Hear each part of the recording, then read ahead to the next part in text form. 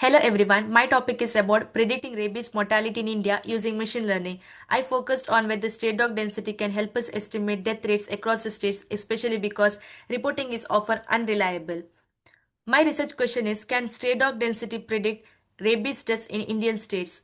Why does it matter? As we all know, India accounts for 36% of global rabies deaths and almost all human cases come from dog bites. But the data we have is often underreported and inconsistent.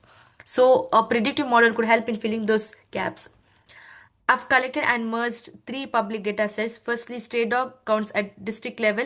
Second one is annual rabies death data from 2018 till 2023. And finally, state population data. After merging, the target variable we predict is the rabies death rate per 100,000 population. Merging this dataset required extensive cleaning. I standardized state names across all files, reshaped the rabies dataset into state year format, and aggregated district level dog counts up to state level. I engineered two essential features. Firstly, dog density, which is given by total state dog divided by the population, and secondly, death rate per 100,000, which is given by deaths divided by population times 100,000. This allows a model to understand the scale of the dog problem relative to the population size.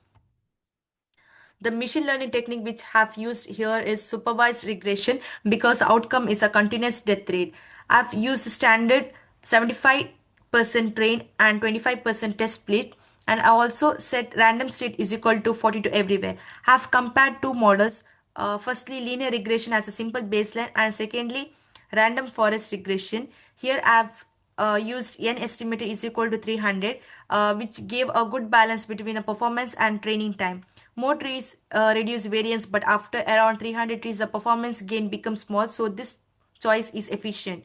To evaluate the models, have used mean absolute error, root mean square error, and R squared because they give a clear picture of prediction error and the variance. The model results immediately justified our approach. The linear regression model performed poorly. As we can see, MA was 162, RMC was about 240, and R square was only 0.21. This tells us that the relationship is definitely not near linear. Coming to random forest, uh, it just performed much better than the linear regression. ME was dropped about 88. RMSE was about approximately 112, and R square increased to 0.83. This shows that the random forest captures the linear patterns and handles noise much better. Now let's talk about visual representation. The heat map shows that the dog density has strongest positive correlation with the death rate. The ear has very negative, weak negative correlation, meaning the reported deaths decrease over the time, and population has least impact on it. This visually explains why linear regression struggles. So the linear model assumes that the response increases in a straight proportional way, but the real world pattern is curved, noisy, and influenced by the hidden factors like reporting quality and dog vaccination coverage.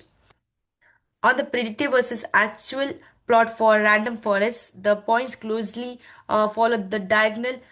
Shows that the model generalizes well and is accurate for most of the states. The future importance results are confirm about the expectations, like dog density is the strongest predictor, making up almost 40% of the total importance.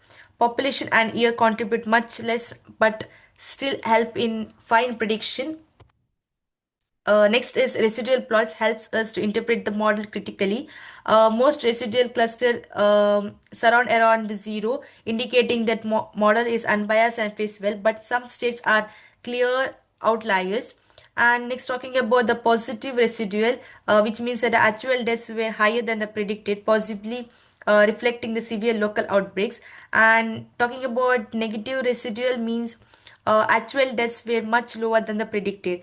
This is especially visible in states like Goa and Arunachal Pradesh. From exploratory analysis, dog density had a moderate positive correlation with the death rate, which is 0.37, and population had basically no correlation, and year had negative trend. The scatter plot also showed that the data is very scattered and not linear. So the relationship is noisy and non-linear, which is why a simple linear model struggled. Before concluding, it's important to acknowledge the limitations. So the data set is quite small because it's only at the state level, and the rabies tests are widely underreported. So the target variable isn't fully reliable. We also lacked key factors like the dog vaccination rates, bite incidence, and the healthcare access, all of which would improve the model. From this project, I have learned how crucial data quality is because no model can fix poor reporting. I also learned the importance of choosing a model that matches the data. The relationship here was non-linear, so random forest was more suitable than the linear regression. And finally, the exploratory analysis and the residual plots were really helpful for understanding what was actually going on in this particular data.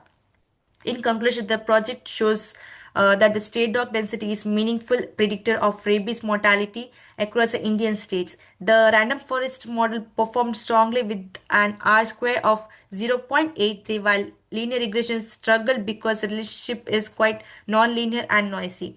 The model also highlighted possible underreporting in certain states, suggesting that the official mortality figures may underestimate the true burden. Overall, the project demonstrates that machine learning can support public health by identifying the patterns that are not visible through raw data alone. With more complete data set, include the vaccination rates and the bite incidence, this model could have been more accurate. Thank you.